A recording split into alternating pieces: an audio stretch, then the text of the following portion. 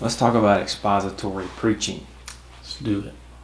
So, every pastor would likely describe himself as an expository preacher. How do you define expository preaching? So, you could use the term expository about anything. So I think if what we mean by that is expositing the Bible. So how do you exposit the Bible? Typically,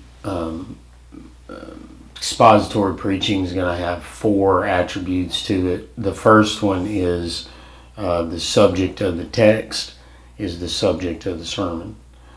The predicates of the text. So, for example, if I took Ephesians 1:18, Paul's prayer that the eyes of your heart may be enlightened so that you will know, and he lists three things. What is the hope of his calling? What are the riches of the glory of his inheritance in the saints? And what is the surpassing greatness of the power at work in you who believe? So the subject is that you will know, and then the predicates are the three things that you will know. So an expository sermon on that text, the subject would be that you may know, and the predicates would be those three things. So the subject of the text, subject of the sermon, predicates of the text are the points of the sermon. The purpose of the text is the purpose of the sermon. So why did Paul write those words? And that is the reason why you're preaching the sermon. And then finally, the doctrine in the text is the doctrine in the sermon. So there's always a doctrine under a text holding it up. That one would be, ecclesiology, the church, and eschatology, that they may know what's coming, So those four, subject of the text, subject of the sermon, you don't go get your own subject, get it from the text. The predicates of that subject in that text are the points in your sermon. You don't come up with your own points. You can creatively, arrange them and describe them, in a different way, but they're in substance, they're the same thing. And the purpose and the doctrine. So those four: subject, predicates, purpose, doctrine, all in the text match the sermon. What would you say a topical sermon? How is that constructed? A topical one is basically preaching systematic theology, if it's done right.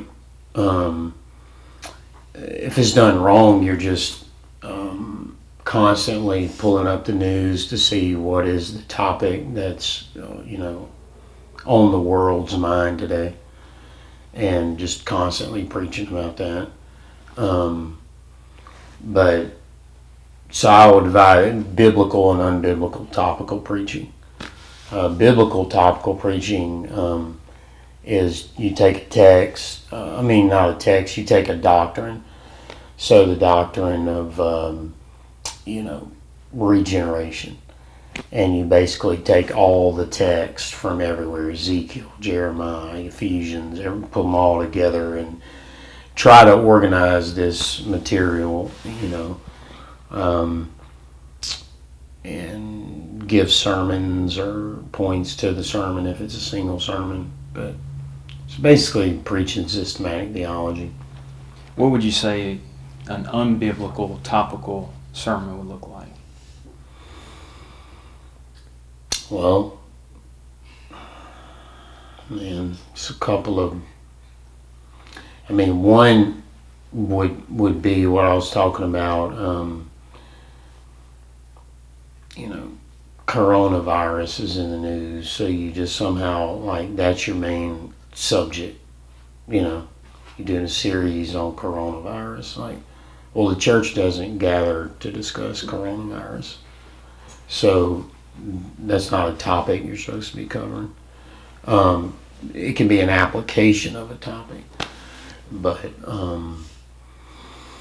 so one that is just, your motive is just to appeal to the culture, because the culture, as Paul said, natural man doesn't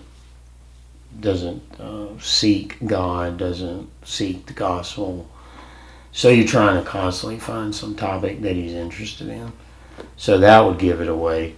The second would be a topical sermon that is obviously mishandles the doctrine. Take any doctrine. So you could teach a topical sermon on heaven and just totally have an unbiblical view of heaven. The fact that you labeled it a sermon on heaven.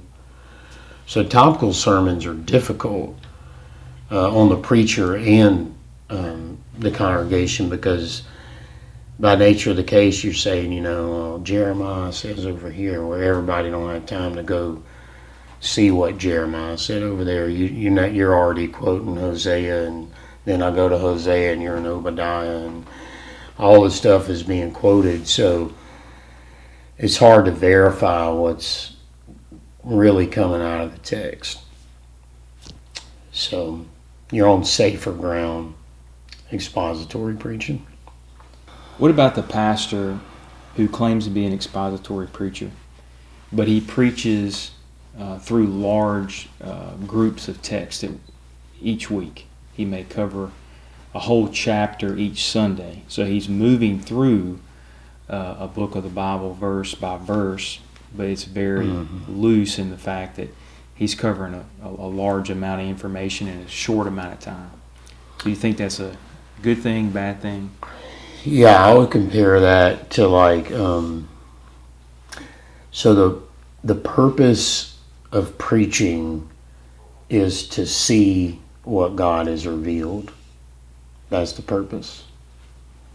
And so however long or short it is required to see it, you want to see it.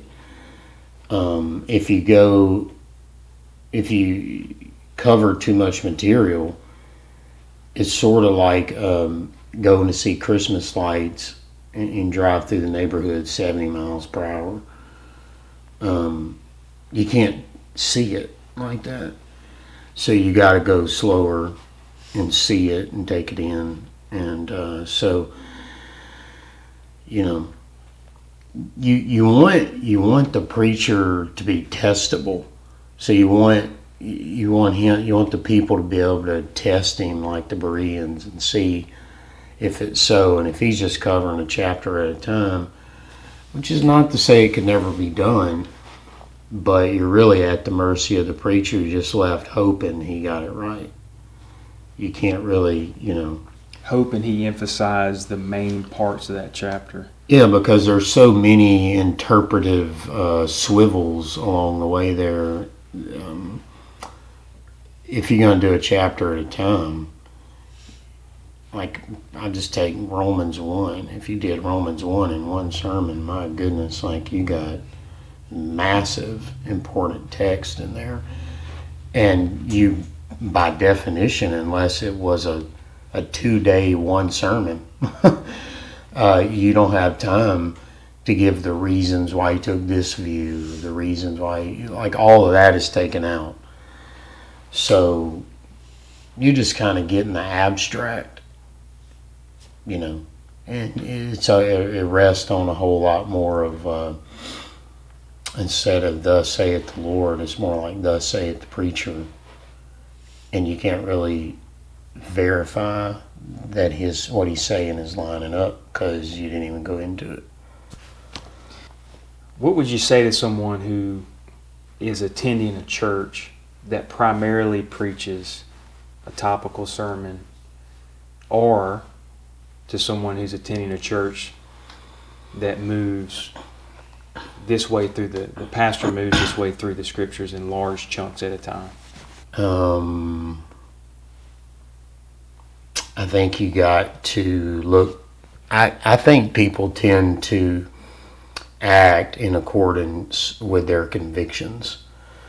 So, like, for example, if you believe the words of Daniel 12 that on the last day the graves are going to open up and everybody's going to be raised from the dead, and some are going to go into everlasting life and some into everlasting contempt.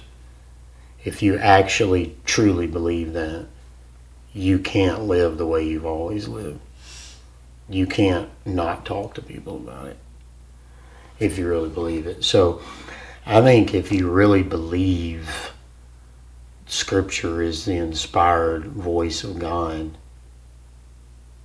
then it's going to be reflected in your preaching. And so I think you got a philosophy of ministry problem there.